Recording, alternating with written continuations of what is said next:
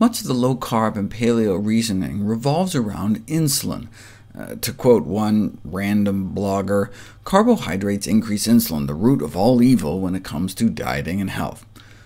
So the reasoning goes, because carbs increase insulin, we should stick mostly to meat, which is fat and protein, no carbs, so no increase in insulin, right? Wrong. We've known for half a century that if you give someone just a steak, no carbs, no sugar, no starch, their insulin goes up. Carbs make your insulin go up, but so does protein. In 1997, an insulin index of foods was published, ranking 38 foods on which stimulates insulin levels the most.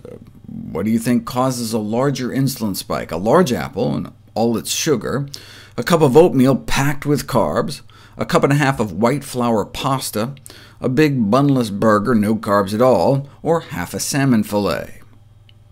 What do you think? The answer is the meat. Now, they only looked at beef and fish, but subsequent data showed that there's no significant difference between the insulin spike from beef versus chicken or pork. They're all just as high. Thus, protein and fat-rich foods may induce substantial insulin secretion. In fact, meat protein causes as much insulin release as pure sugar. So, based on their own framework, if they really believe insulin is the root of all evil, then low-carbers and paleo folks would be eating big bowls of white spaghetti day in, day out before they'd ever touch meat. Yes, having hyperinsulinemia, too high levels of insulin in the blood, like type 2 diabetics have, is not a good thing. It may increase cancer by like 10%. But if low-carb and paleo people stuck to their own theory, if it's all about insulin, then they would be telling everyone to eat vegetarian. Vegetarians have significantly lower insulin levels, even at the same weight.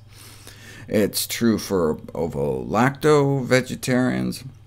It's true for lacto-vegetarians and vegans. Those who eat meat have up to 50% higher insulin levels.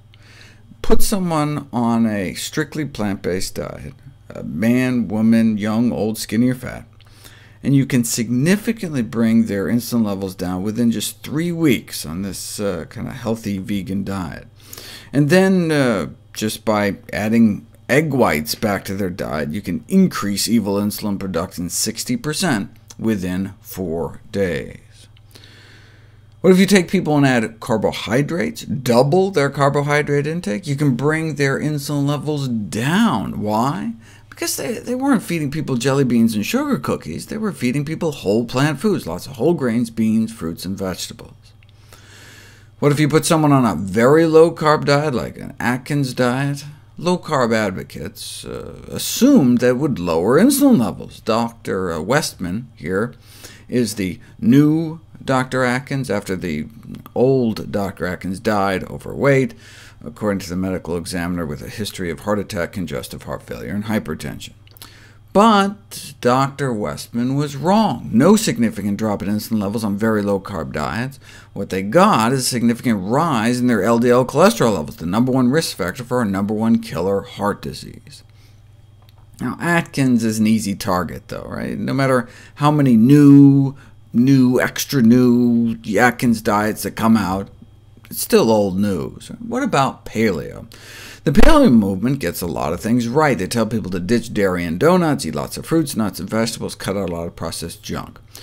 But this new study is pretty concerning. Take a bunch of young, healthy folks, put them on a Paleolithic diet along with a CrossFit-based, high-intensity circuit training exercise program. Now, if you lose enough weight exercising, you can temporarily drop your cholesterol levels no matter what you eat. I mean, you can see that with stomach stapling surgery, tuberculosis, chemo, a good cocaine habit. I mean, just losing weight by any means can lower cholesterol, which makes these results all the more troubling.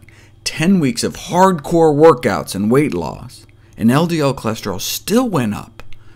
And it was even worse for those that started out the healthiest. Those starting out with really good LDLs, under 70, had a 20% elevation in LDL, and their HDL dropped. Right? Exercise is supposed to boost your good cholesterol, not lower it. The paleo diet's deleterious impact on blood fats was not only significant, but substantial enough to counteract the improvements commonly seen with improved fitness and body composition. Exercise is supposed to make things better. Put people instead on a plant-based diet and a modest exercise program, mostly just walking-based, and within 3 weeks can drop their bad cholesterol 20% and their insulin levels 30%, despite the 75 to 80% carbohydrate diet. Whereas the paleo diets appear to negate the positive effects of exercise.